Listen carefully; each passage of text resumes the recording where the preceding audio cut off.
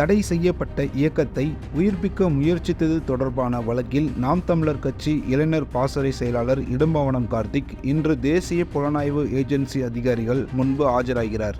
இன்றைய விசாரணைக்கு பின் இடும்பாவனம் கார்த்திக் கைது செய்யப்படுவாரா என்கிற பரபரப்பு நிலவுகிறது.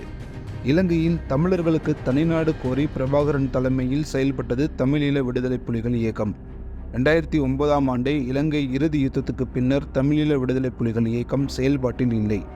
ஆனால் இந்தியா உள்ளிட்ட நாடுகளில் விடுதலை புலிகள் தொடர்ந்தும் தடை செய்யப்பட்ட இயக்கமாக இருக்கிறது.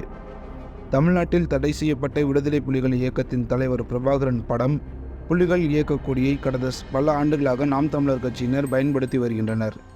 மேலும் விடுதலை புலிகள் இயக்கத்தின் பல்வேறு நடவடிக்கைகளையும் நியாயப்படுத்தி பேசுவது நாம் தமிழர் கட்சியின் கொள்கையாகவும் இருந்து வருகிறது.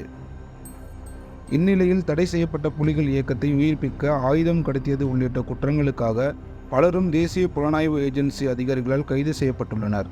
இந்த வழக்குகளில் நாம் தமிழர் கட்சி நிர்வாகிகள் பலருக்கும் தொடர்பு இருக்கலாம் என்பது NIA சந்தேகம்.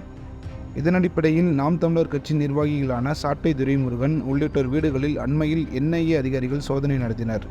மேலும் நாம் தமிழர் நிர்வாகி இடும்பாவனம் கார்த்தியை விசாரணைக்கு ஆஜராகவும் சம்மன் அனுப்பியிருந்தனர். இது தொடர்பாக சென்னை உயர்நீதிமன்றத்தில் நாம் தமிழர் கட்சியின் வழக்கும் தொடர்ந்தனர். இந்நிலையில் இடும்பாவனம் கார்த்தியை இன்று விசாரணைக்கு அழைத்துள்ளது NIA. இதனிடையே நேற்று செய்தியாளர்களிடம் பேசிய மத்திய இணையமைச்சர் முருகன், நாம் தமிழர் கட்சியினர் நாட்டுக்கு எதிராக செயல்பட்டு வருகின்றனர். தமிழ்நாடு காவல்துறை அவர்கள் மீது நடவடிக்கை எடுக்கவில்லை. இதனால் NIA அதிகாரிகள் சோதனை நடத்தினர். நாம் தமிழர் கட்சியினரை தீவிரமாக கண்காணித்த பின்னரே இந்த சோதனை நடைபெற்றது.